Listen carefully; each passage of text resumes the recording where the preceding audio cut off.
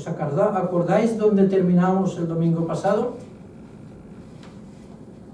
¿Alguien de los que estamos aquí no ha escuchado la predicación del domingo que yo mandé después? ¿Todos la habéis escuchado?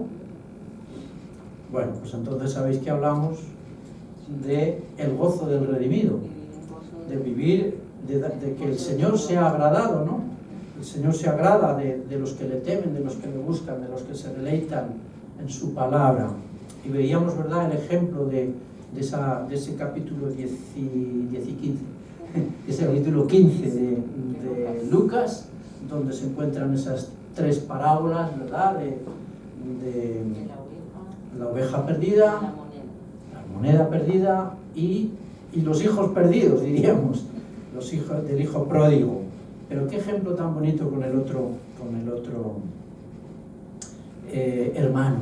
Y bueno, pues antes que nada, además se me pasó también el otro día, pero hay una oración que he escuchado y que me gusta mucho, y dice, está sacada del libro de Isaías, dice: Señor, como la lluvia que tú envías, que tiene beneficio y vida para la tierra, así pedimos que esta palabra hoy produzca lo que tú quieres hacer en nuestras vidas.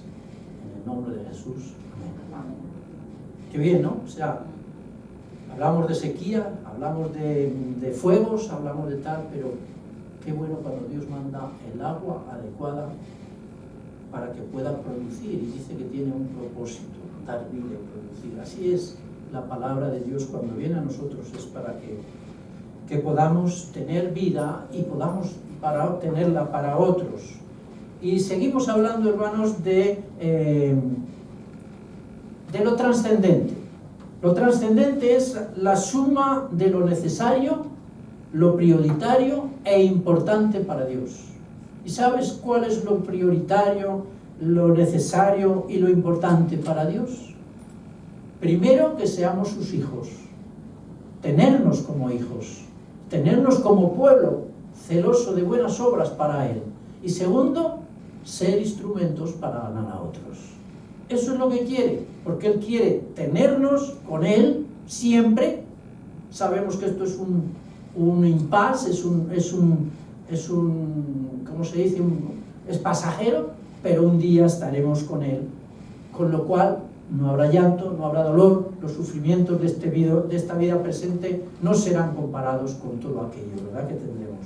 Pero, por eso, al ser hechos hijos de Dios, Él nos quiere para que podamos ser luz a otros. De ahí que, si el otro día veíamos que el gozo del Señor era redimirnos, es decir, cuando alguien se acerca a Dios y quiere tenerlo, quiere ser hijo de Dios, ese es un gozo que alegra a Dios. Y hoy quisiera hablar del gozo contrario, es decir, del gozo nuestro, del gozo como hijos.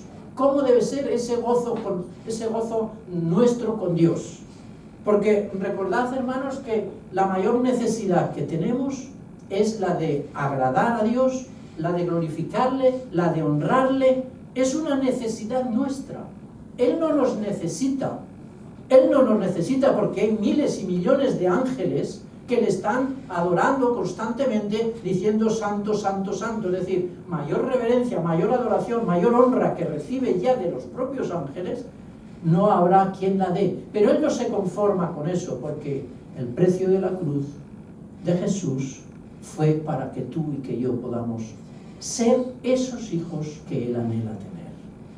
Que todo padre quiere tener hijos que lo honren, que lo respeten, que lo valoren, que lo reconozcan y que puedan al mismo tiempo esparcirse, dar vida a través de ellos. Entonces, yo como siempre he dicho, para que quede claro, que quiero hablar de ese gozo de redimidos. Ese gozo. Cuando digo gozo, no es tristeza, es lo contrario a la tristeza. La alegría es lo contrario a la pesadumbre, al desánimo, o al tal y al cual. Es todo lo contrario.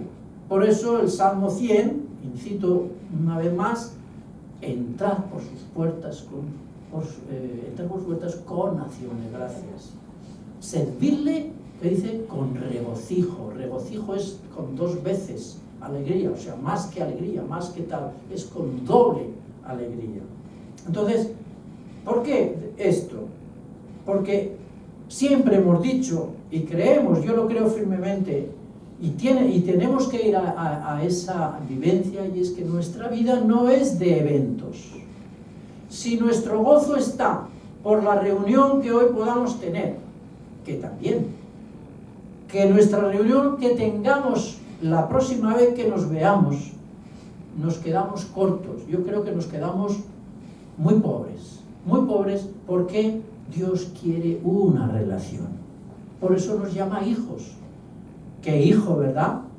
Por muchos regalos que le diésemos cada día o cada vez que nos podemos ver con ese hijo, y le damos muchos regalos, pero resulta que no nos tiene cada día, por ejemplo, cuando se acuesta o cuando se levanta o cuando tiene que ir al colegio, donde recibe su abrazo, recibe su cariño, recibe las palabras de su ánimo, del padre o de la madre o de los dos, para decirle: venga, machote, tú puedes. Ahora es que están los pequeñitos con fiebre, pues verdad, ellos están más próximos, necesitan más esa cobertura de protección. Es un padre, y nosotros tenemos que, de alguna manera, anhelar ese abrazo constante del padre. Pero fijaos, si nos quedamos en la vuelta, por así decirlo, del hijo pródigo, en la opción de ese padre amoroso con el otro hermano, para incluso salir a la puerta y decirle: hijo, entra, tu hermano, mira, ya lo dábamos por perdido. Los otros ejemplos, mira, la oveja estaba en el zarzal, estaba perdida, estaba extraviada, totalmente desorientada, la dábamos por perdida, mira, la hemos traído y gozosos hemos hecho fiesta. Entonces, en esa fiesta que hizo el padre, cuando recibió al hijo pródigo, que lo recibió prácticamente sin ropas, o con ropas andrajosas, estaba sin identidad, me imagino que llevaría unos pelos sin afeitar, es decir, de un aspecto sucio, desastroso, amén de lo interior, lo que se veía exterior, pero me imagino que como estaba él interiormente. ¿Cómo lo recibió el padre? Y entonces lo recibe, mata al becerro más gordo, creo que lo veía tan delgado y tan escuchimizado, que dijo: vamos a darle de comer que se nos muere. Bromas aparte. Amén. Entonces, en esa fiesta, nos quedamos en esa fiesta, ¿verdad? Y yo cuando estaba esta semana pensando en qué poder compartir, el Señor me puso enseguida: ¿cuál sería el día después de estos 2 hermanos? Y estaba mi cabeza pues intentando escribir, intentando formar algo ahí, ¿no? Y yo decía: ¿cuál sería? ¿Cómo sería la actitud si pudiésemos hablar con cualquiera de ellos o con los 2? Y bueno, y también en lo que hemos recibido para nosotros, ¿no? Porque la última pregunta que yo hacía: ¿cómo te identificas o te has identificado con cuál de ellos? O yo tenía parte de todos menos del Señor Jesús, que es el único perfecto, ¿verdad? Ahí no me puedo comparar, pero de los 2 hermanos yo tenía parte de los dos. Un religioso que no entiende y que cree que lo que hace es perfecto y nada más, que no tiene nada que cambiar, pero que eso al fin y al cabo produce ese desasosiego, esa frustración, ese descontento que se le ve en el mayor. En el mayor, si le dais vueltas a la imaginación, lo que él tenía era estaba deshecho, porque no tenía gozo por ningún lado, no tenía gozo. Y el pequeño, pues bueno, le faltaba lo exterior, amén de lo interior, pero lo arregló queriendo encontrarse con Dios. Entonces, ¿cuáles serían las actitudes, ¿no? La nuestra incluso. Yo tenía que apuntar: ojalá que el hijo mayor recapacitase y se volviera de su egocentrismo y justificación, pidiéndole perdón al padre por no haber tenido confianza en él e ir a contarle cómo se sentía. lo tenía cerca, pero su orgullo, su religiosidad, su pensar que vengan otros en lugar de ir yo a donde realmente tengo necesidad de resolver mi problema, le impidió, esa frustración, esa amargura, le impidió que el Padre lo pudiese ayudar mucho antes. Entonces, ojalá, yo decía, ojalá que su actitud el día después haya cambiado. Y el del otro hijo, pues el del otro hijo yo creo que, y ese va a ser el tema de hoy, ¿no? O sea, cómo vivimos con el gozo de ser redimidos, de ser comprados por el Señor, de ser del que ha pagado por nuestros pecados, por nuestro precio, ¿no? Y yo creo que el corazón del hijo, del redimido, yo creo que aquí todos hemos creído en el Señor Jesucristo, lo hemos hecho Señor de nuestras vidas, y si no, pues no te vayas hoy sin hacerlo, sin volver a decirle, Señor, gracias por esa cruz, gracias porque fuiste a la cruz por mí, yo te quiero tener en mi vida, y aunque tenga cosas que no entiendo, aunque estoy luchando por cosas que no comprendo, etcétera, etcétera, pero por favor no me sueltes ni un minuto. No quiero ser como el hijo mayor, meterme ahí en frustración, quiero ser como el pequeño que viene y te dice, no soy digno, no soy digna de ti, pero quiero que tú seas mi Padre, quiero que tú seas mi Dios, ¿no? Entonces, para el que hemos hecho Señor a nuestro Dios, nuestro corazón debe de ser, en primer lugar, de darle valor a lo que Él nos ha dado. Y para eso hay varios textos, no quisiera que os quedarais primero con la instrucción que el Señor les da a los discípulos. Cuando Él escogió a los discípulos que iba a enviar, dice que les dio autoridad para sanar enfermos, les dio autoridad para retener demonios, pero hay una parte que dice, y de gracia recibisteis, dad de gracia. Es decir, que no se olvidaran nunca de que lo que habían recibido era por regalo de Dios. No nos olvidemos nunca, hermanos, que si algo somos tú y yo hoy, es por la gracia de Dios. Y la gracia es porque no era por nuestras fuerzas, no era por nuestros méritos, no era porque somos más guapos o más feos, no era porque seamos más listos o más torpes, era porque su amor nos eligió y nos dio el privilegio, la potestad, la capacidad de ser hechos hijos de Dios. Entonces, igual que estos discípulos, vale, vais a ir, vais a hacer mi obra, porque para eso os envío, pero sobre todo no os olvidéis nunca de dar de balde, de dar de gratis, como vosotros recibisteis. Ese sería el primer punto, ¿no?, del dar valor. Y luego hay otro ejemplo, en el Evangelio de Lucas, en el capítulo 7, que dice que hubo un fariseo. Es el pasaje, os lo enuncio, para que luego si queréis lo leéis más tranquilamente. El pasaje donde hay un fariseo, Simón el fariseo, ya lo dice la palabra, un religioso, un fariseo, que le invita a comer a Jesús. Entonces, en esa oportunidad vemos que hay una mujer que aprovecha para poder presentarse a los pies de Jesús. Entonces vamos a ir a ver esta enseñanza que a través de esta mujer le da a esa persona religiosa. Y de ahí vamos a sacar lo que es eso, el ser agradecidos con lo que Dios nos ha dado. Fijaos, desde el versículo 36 hasta el 50, no lo voy a leer todo, pero voy a entresacar esto, ¿no? Uno de los fariseos rogó a Jesús que comiese con él. Y habiendo entrado en casa del fariseo, se sentó a la mesa. Vale. Y hay un relato ahí. Entonces, fijaos, una mujer, que el texto nos dice, una mujer de la ciudad que era pecadora, al saber que Jesús estaba a la mesa en casa del fariseo, trajo un frasco de alabastro con perfume y estando detrás de él, a sus pies, llorando, comenzó a enjugar comenzó a regar con lágrimas sus pies y los enjugaba con sus cabellos y besaba sus pies y los ungía con el perfume. Fijaos la actitud del fariseo, versículo 39. Cuando vio esto el fariseo, que le había convidado, le dice, murmuró, dijo para sí. ¿Os acordáis que algo decíamos el otro día del pecado, ¿no? Pensamos que el pecado es, solamente hurtar, matar y robar. Hay pecados que tenemos que también ponerlos en la presencia del Señor. Dijo para sí.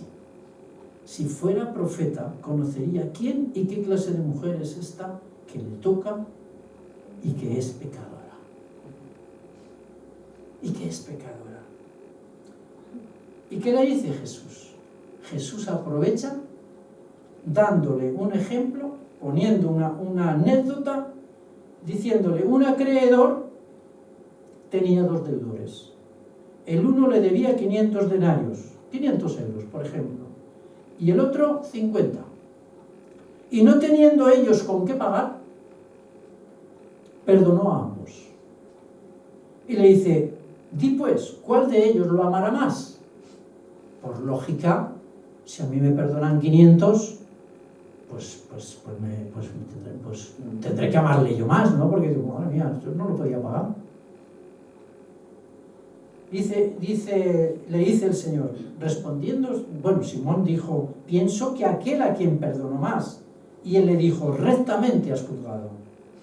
Vuelto a la mujer, le dijo a Simón, mira a la mujer, pero le dice, Simón, mira a la mujer, le dice, ¿ves esta mujer? Entré a tu casa, no me diste para lavarme, no me diste agua para mis pies. Esta los ha regado con sus lágrimas, los ha enjugado con sus cabellos. No me diste un beso, mas esta, desde que entré, no ha cesado de besar mis pies. No ungiste mi cabeza con aceite, mas esta ha ungido con perfume mis pies. Por lo cual te digo que sus muchos pecados le son perdonados, porque amó mucho. Amó de forma derrochada. El perfume, según otras historias, era algo que una mujer elegía, guardaba, lo preparaba para sus bodas, para el día de su matrimonio. Era algo preciado, algo que tenía mucho valor. No los 50 euros o los 500 que yo he puesto de anécdota o de ejemplo. Era algo valioso, pero ella lo dio todo. Y dice, y los que estaban juntamente sentados a la mesa comenzaron a decir, ¿quién es este que también perdona pecados? Pero él dijo a la mujer, tu fe te ha salvado. Bendito sea el Señor. Bendito sea Dios. No olvidar el valor de lo recibido. No nos olvidemos nunca de lo que ha hecho el Señor para nosotros. Aleluya, Jesús. Cuando entiendo lo que Dios me ha perdonado, entonces yo puedo perdonar a otros. Por eso necesitamos que el Señor nos revele nuestro obstáculo de pecado, nuestro obstáculo para poder recibir esa limpieza de Dios. Y con la limpieza viene la sanidad y viene el perdón. Hay un detalle que me venía a la cabeza de esta mujer, y es que ni ella no dijo ni una palabra. No se dice que ella dijese ninguna palabra. A veces, sobre todo yo que hablo mucho, con la boca nos perdemos. Por la boca perdemos la fuerza. Qué bueno es hacer sin darte a conocer. Qué bueno es que nuestro servicio, nuestra oración, nuestro lo que sea para el Señor, lo hagamos para que Él nos vea. Para que Él nos vea. Hay otro ejemplo, y es en Mateo 18, del 21 al 35. Es muy parecido al que hemos hablado. Pero en este caso habla de que lo recibido es también para compartirlo. Fijaos, dice en Mateo 18 del 21 al 35, dice, se le acercó Pedro y le dijo, Señor, ¿cuántas veces perdonaré a mi hermano que peque contra mí? ¿Hasta 7? Y Jesús le dice, no te digo hasta 7, sino hasta 70 veces 7. 70 veces 7 es infinito, siempre.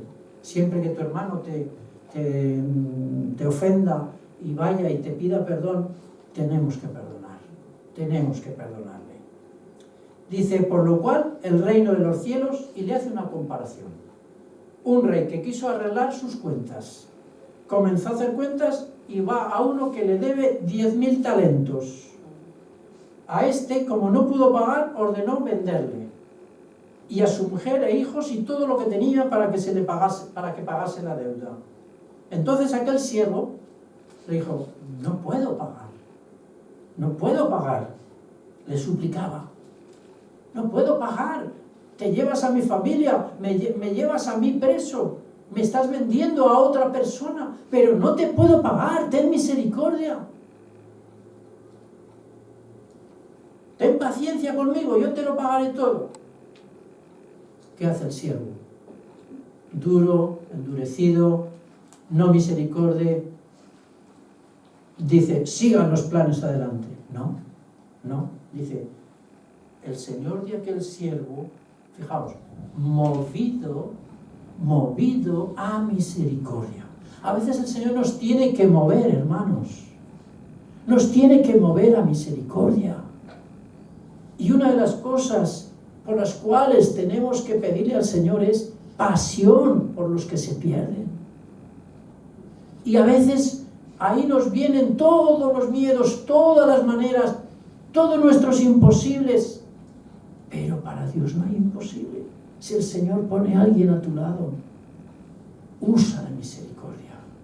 Usa de misericordia. Sé movido es que no te quedas igual. Dice, fue movido a misericordia, le soltó y le perdonó la deuda. Bendito sea el Señor. Pero saliendo, dice el siguiente versículo, pero saliendo aquel siervo halló a uno de sus consiervos que le debía pues una miseria comparado con lo que a él se le había perdonado. Y cogiéndolo, lo ahogaba diciendo, págame lo que me debes. Entonces ese consiervo se postró y le dijo, ten paciencia conmigo, yo te lo pagaré todo, ten paciencia, dame un poco más de tiempo. Mas él no quiso, sino fue y le echó en la cárcel hasta que pagase la deuda. Viendo sus consiervos lo que pasaba, se entristecieron mucho y fueron y refirieron al Señor que lo había perdonado. Y dice que llamándole el Señor, le dijo, siervo malvado, toda aquella deuda te perdoné, porque me rogaste. ¿No debías tú también tener misericordia de tu consiervo, como yo tuve misericordia de ti? Entonces su señor enojado le entregó a los verdugos hasta que pagase todo lo que le debía. Y fijaos, este es el último versículo, pero es el que más me encanta poder destacar, ¿no? Así también mi Padre Celestial hará con vosotros si no perdonáis de todo corazón. Si no perdonáis de todo corazón. Hermanos, a veces decimos, yo perdono pero no olvido. Yo perdono pero cruz y raya, conmigo ya es finito. Yo perdono, eso no es perdón. Eso no es perdón.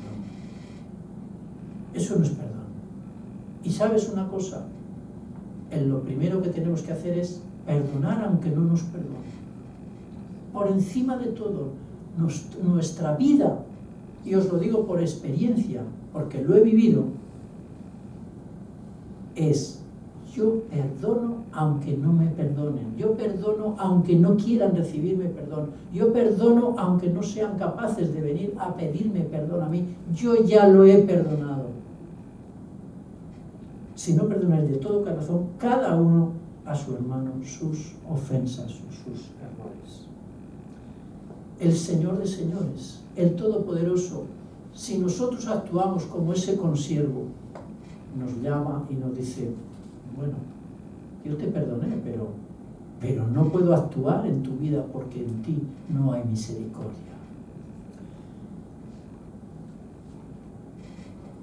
En segundo lugar, ¿cuál debe ser la actitud? ¿Cuál debe de ser la vida del despilfarrador, del pródigo que éramos todos, viviendo a nuestras anchas, haciendo lo que nos parecía, gastándolo y malgastándolo todo, pero que una vez que hemos llegado al Padre, ¿cuál debe de ser nuestra forma de vivir? Pues el primer punto será: debo mostrar vivencia del cambio en mi vida. Debo demostrar esa vivencia. Debo de andar en ese camino de santidad. Y buscando esto, pensando en esto, el Señor me llevaba al pasaje de Juan, donde habla de la mujer adúltera, la mujer que fue sorprendida en adulterio. Y me llevaba hasta el versículo 11, cuando le dice, bueno, al final se queda Jesús con la mujer, porque los confronta a todos los que estaban allí y les dice, bueno, el que esté libre de pecado, que tire la primera piedra. Y dice que todos, empezando por los más mayores hasta los últimos más jóvenes, se marcharon. ¿Por qué? Porque fueron confrontados por el Señor y nadie tenía piedras, sí, pero no tenía fuerzas. Todos los sumos, hay que pegarla porque la hemos pillado, porque tal, hasta hay que matarla, esta merece la muerte, la ley dice esto. Aquellas fuerzas se les fueron. Se quedaron sin fuerzas y se marcharon. Se queda Jesús. ¿Dónde están los que te acusaban? No ha quedado ninguno. Y le dice, ni yo te acuso. Pero, en este versículo 11, y ahí es donde me llevaba, vete. Es un verbo, como hemos dicho antes, muévete. O sea, vete es muévete, actúa, vive. Cuidado con lo que vas a hacer. No estés igual que estuviste. No peques más. Vete y no peques más. Entonces, le da una pauta de vida que tiene que haber. Cuando nosotros nos hemos acercado al Señor, cuando el Señor nos ha perdonado, porque nos hemos arrepentido, porque hemos visto que vivíamos de malas maneras, y viene el Señor y nos pone nuestro anillo de identidad, nos pone nuestro calzado, nos pone nuestro vestido, nos viste de ropaje real, nos viste con el poder, con la gracia, con el amor, con la bendición de nuestro Dios. Tenemos que andar. ¿Y cómo andamos? Pues en la parábola del samaritano le dice que ve y haz tú lo mismo, conforme actuó aquel que no era ni siquiera de los que se llamaban cristianos en aquella época, era un samaritano, pero que tuvo compasión. Y poniendo el ejemplo, Jesús le dice, ve y haz tú lo mismo. Esa es la manera de poder actuar, como lo hizo aquel hombre, o como en Juan, en el capítulo 13, cuando nos da el ejemplo de que el maestro toma la palangana, toma el recipiente con agua y toma la toalla y empieza a lavar los pies a sus discípulos y les dice, si yo siendo maestro os he lavado vuestros pies, dice, dichosos, o si sabéis estas cosas, felices o bienaventurados seréis si lo hiciereis.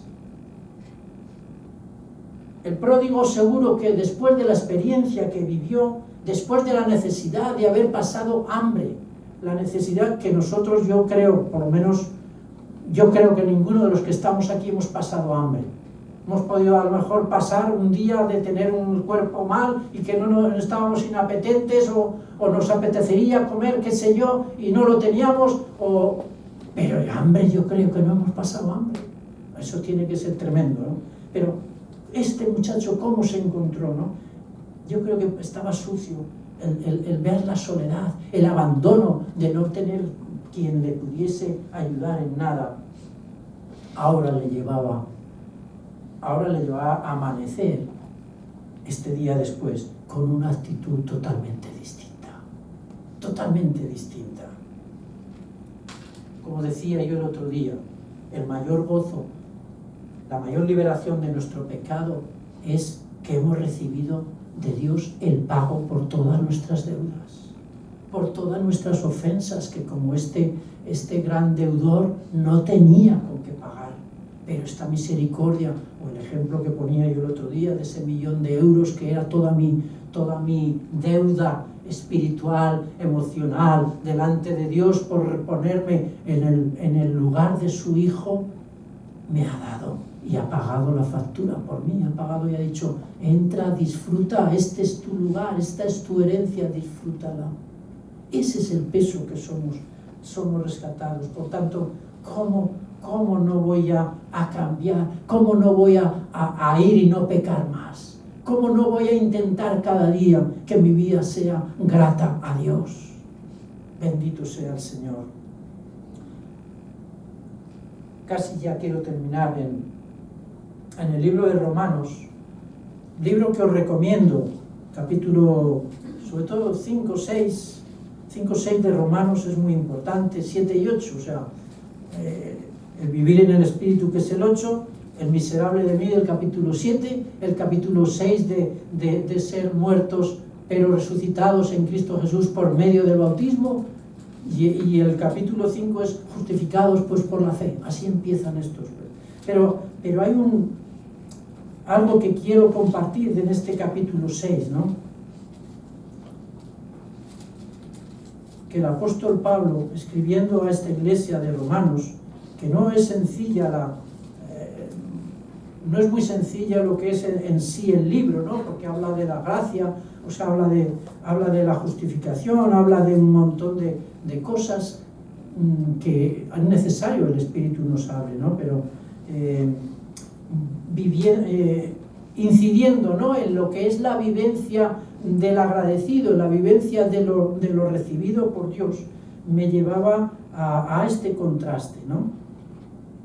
Por ejemplo, en el 6.1, ya digo, recomiendo si tenéis tiempo y queréis, 5 y 6 sería muy importante leerlos. Dice, ¿qué pues diremos? Versículo 6.1. ¿Qué pues diremos? ¿Perseveraremos en el pecado para que la gracia abunde? En ninguna manera, porque los que hemos muerto al pecado, ¿cómo viviremos aún en él? ¿No sabéis que todos los que hemos sido bautizados en Cristo Jesús hemos sido bautizados en su muerte? Porque somos sepultados juntamente con él para muerte por el bautismo, a fin de que como Cristo resucitó de los muertos para la gloria del Padre, así también nosotros, fijaos, andemos en vida nueva.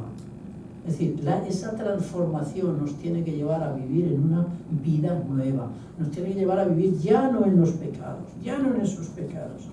Y fijaos, a partir del versículo, bueno, por ejemplo el 11, dice, así también vosotros, les dice Pablo, consideraos muertos al pecado, pero vivos para Dios en Cristo Jesús, Señor nuestro. Y vuelve a incidir, no reine pues, es decir, no gobierne, no tiene ya nada que ver el pecado, o sea, vuestra vida ya no juega en ese sentido. Por eso cuando te viene cualquier cosa, cualquier pensamiento, cualquier juicio, cualquier cosa que es pecado, hay que desecharla. Y por eso el apóstol Pablo nos lleva en Filipenses a todo lo que es verdadero, todo lo honesto, todo lo justo, si hay virtud. Es decir, cuando algo te viene, cuando algo te venga sobre mí, por ejemplo, cuando algo que te venga negativo hacia mí, entonces lo que está haciendo, lo que está diciendo es positivo, es decir, agrada a Dios, tiene virtud, es digno de alabanza. Dice, esto haced. O sea, démosle la vuelta, hermanos, démosle, y démosle porque yo también lo tengo que hacer. Cuando te viene cualquier pensamiento negativo, incluso nos pasa en nuestras vidas, casi todo, no sé, yo creo que estoy aprendiendo a salir de ese negativismo que he tenido muchas veces, y todavía mi vieja carne se marcha ahí a eso, ¿no? Y tengo que solaparme en Cristo y decir, no, yo soy nueva criatura en Cristo, yo es verdad, no lo sé hacer, pero el Señor está conmigo, yo no lo he hecho bien, pero el Señor ya no quiere que sea eso, yo no me puedo quedar agarrado a eso viejo. Tengo que decir, no, si lo que veo, si lo que viene por delante es bueno, agrada a Dios, pues bendito sea el Señor, venga de quien venga. Dice, no reine el pecado en vuestro cuerpo mortal, de modo que dice, fijaos, le obedezcáis. O sea, dice, no reine y por tanto, si no reina, no le vas a obedecer. Dice, ni tampoco, o sea, es otra cuestión, tampoco te expongas, dice, ni tampoco, versículo 13 del 6, presentéis vuestros miembros al pecado como instrumentos. Claro, si yo empiezo a lucubrar con mi mente, con mi opinar, con mi tal, pero sí, pero es que esto, pero es que cual, pero es que esto habría que hacerlo así, pero es que tal, pero es que no funciona, pero es que... Le estoy dando.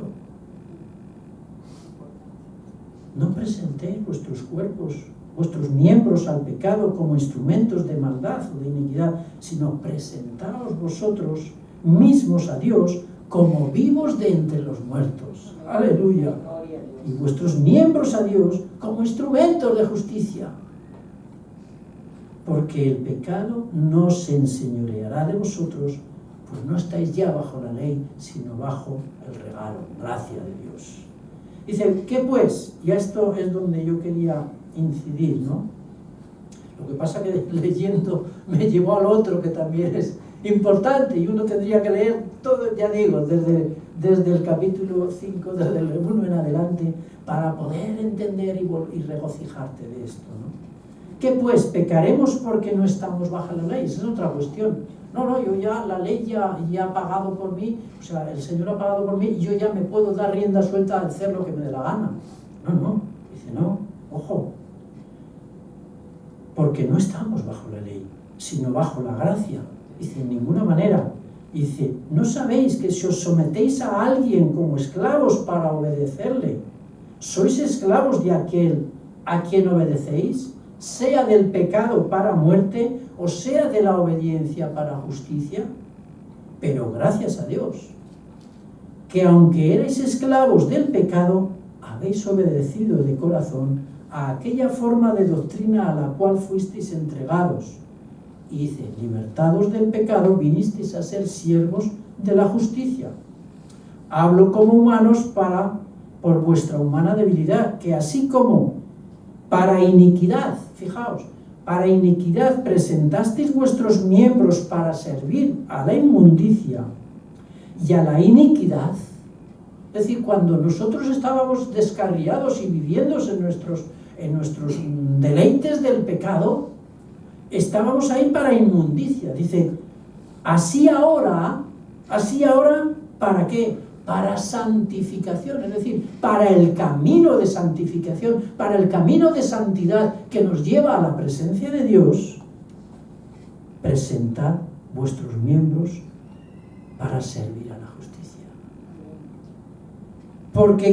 Porque cuando erais esclavos del pecado, la justicia no queréis ni saber nada de justicia.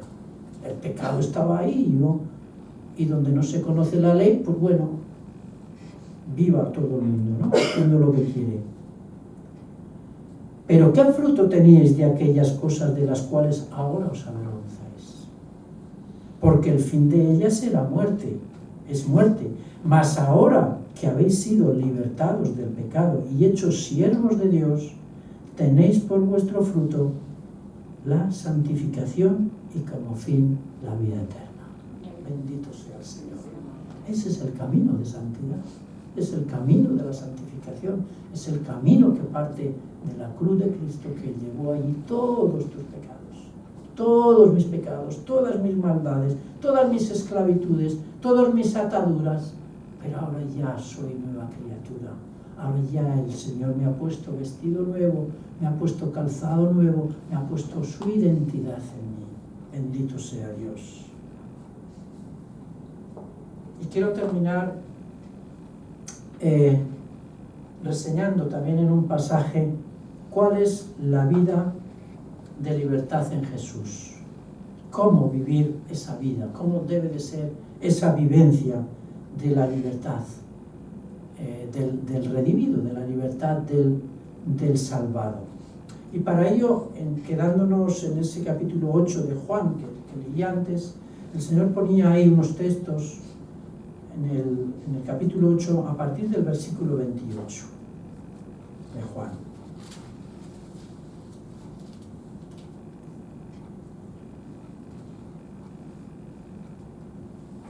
En definitiva, las características que debe de tener un redimido, un hijo de Dios, es vivir en la libertad que Jesús ya le ha dado. No podemos inventar nada. Ahora somos libres, pero libres por Jesús. Por tanto, somos esclavos, si quieres entenderlo así, esa bendita esclavitud de depender de un rey justo, ¿no? En este caso de Jesucristo, de nuestro Dios, ¿no? Y fijaos, el primer ejemplo es teniendo esa obediencia que tuvo Jesús. O sea, nuestro ejemplo es Jesús. Y en el versículo 28 dice que Jesús les dijo pues Jesús, después de estar dándoles unas instrucciones a los discípulos de que iba a venir él tenía que irse a un lugar que ellos no iban a entender ahora, pero Jesús les está diciendo, con otras palabras, miradme a mí, o sea, mirad lo que yo he hecho, mirad cómo yo he vivido, porque esta es la manera que vosotros tenéis que hacerlo. Incluso en el versículo 27 dice que lo que les decía Jesús no lo entendieron. No entendieron, él les decía, me tengo que ir con el Padre, o sea, yo ya mi vida aquí, esto ya está acabado, ¿no? Y yo me imagino pues como nosotros en nuestra naturalidad no entendían. Y dice, no entendieron que les hablaba del Padre, no entendieron lo que les estaba diciendo. Y les dice Jesús, cuando hayáis levantado al Hijo del Hombre, entonces conoceréis que yo soy, y que nada hago, fijaos, que nada hago por mí mismo, sino que según me enseñó el Padre, así hablo. Porque el que me envió, conmigo está, no me ha dejado solo, porque yo hago siempre lo que le agrada al Padre. Entonces, el ejemplo que nos quiere dar Jesús, el ejemplo de libertad, de la verdadera libertad, es hacer lo que Él hizo. ¿Y cómo lo hizo delante del Padre? En estos versículos 28 y 29 vemos esa obediencia para agradar a Dios. Esa obediencia para poder no hacer nada por sí mismo. No hacer nada por sí mismo, sino que lo que veo del Padre, lo que me dice el Padre, y el Padre está conmigo, y yo lo trato de agradar a Él. Esa era la manera de servirle, ¿no? De cómo quería agradarle, ¿no? Fijaos en el versículo 30, dice, hablando Él estas cosas, muchos creyeron en Él. O sea, con lo que Él estaba diciendo, con lo que Él estaba hablando, hubo personas que creían. Y de ahí me llevaba el Señor a un texto que está en Juan 15, 20, que dice, si me han perseguido a mí, a vosotros os perseguirán. Pero si han escuchado mi palabra, también la vuestra escucharán. Amén. Y eso me anima, hermanos, porque si nuestra dependencia es total de Dios, nuestra vida cada día se pone en su presencia para ser llenos y guiados en lo que Él quiere y a donde quiere, van a escuchar nuestra palabra. Donde estemos, donde tengamos que estar, donde el Señor permita que en ese tiempo tengamos que estar, seremos sal y seremos luz. Bendito sea Dios. Dice, muchos creyeron. Acordaos que el propósito de Dios es nuestra salvación y salvar a los demás. El día que esto se cumpla ya estaremos con el Señor. Ya nos habrá llevado de aquí. Ya se acabaron todas las circunstancias, problemas, dificultades para llegar a fin de mes. Se acabó todo. Se acabó todo. ¿Y cómo somos libres verdaderamente? Permaneciendo en su palabra. Fijaos el versículo 31 y 32. Dijo entonces Jesús a los judíos que habían creído en Él, si vosotros permaneciereis en mi palabra, seréis verdaderamente mis discípulos y conoceréis la verdad y la verdad os hará libres. Bendito sea el Señor. Yo como discípulo, mi deseo es lo que el Maestro quiera. Lo que el Maestro quiera hacer. En el capítulo 14 nos dice, yo soy el camino, yo soy la verdad y yo soy la vida. Nadie viene al Padre sino por mí. Entonces, ¿cuál es nuestro ejemplo? Nuestro ejemplo es Jesús. Y fijaos, en el capítulo 12 de Juan, me llevaba este texto ayer repasando estas cosas. Me llevaba a este texto del capítulo 12, 44 al 50, cuando dice, Jesús clamó y dijo, el que cree en mí, no cree en mí, sino en el que me envió. Y el que me ve, ve al que me envió. Yo, la luz, he venido al mundo, para que todo aquel que cree en mí no permanezca en tinieblas. Al que oye mis palabras y no las guarda, yo no le juzgo, porque no he venido a juzgar al mundo, sino a salvarlo. El que me rechaza y no recibe mis palabras, tiene quien le juzgue. La palabra que he hablado le va a juzgar. Ella le juzgará en el día postrero, porque yo no he hablado por mi propia cuenta. ¿Cuánto me gusta esto? El Padre no me envió, el Padre que me envió, Él me dio mandamiento de lo alto, de lo que he de decir y de lo que he de hablar. Y sé que su mandamiento es vida eterna. Así pues, lo que yo hablo, lo hablo como el Padre me lo ha dicho.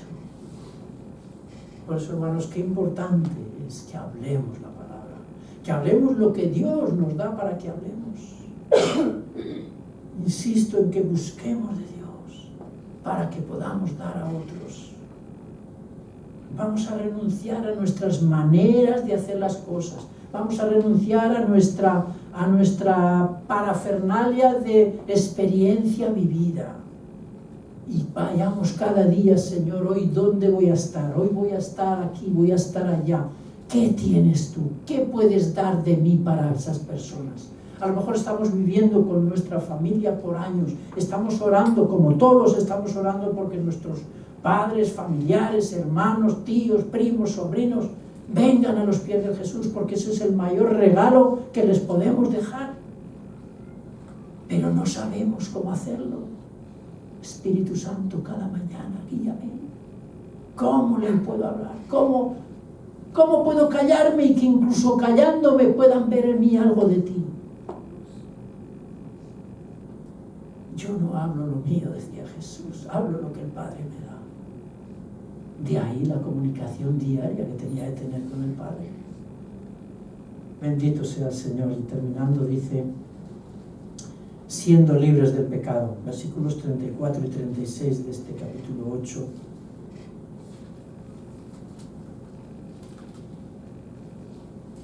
De cierto os digo que todo aquel que hace pecado, esclavo es del pecado.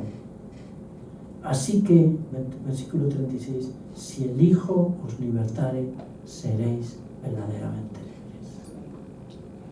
Vivir como Jesús, ser libres por lo que Él ha hecho, agarrarnos de la salvación que nos ha regalado. Ese es el mayor gozo que podemos tener.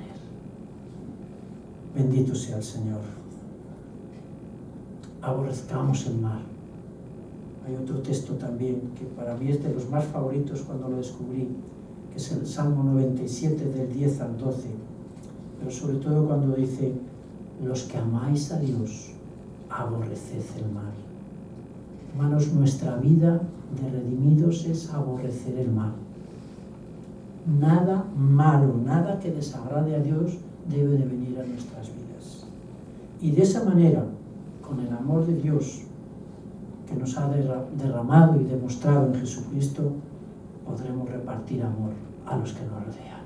Amén. Amén. Que el Señor os bendiga. Vamos a ponernos.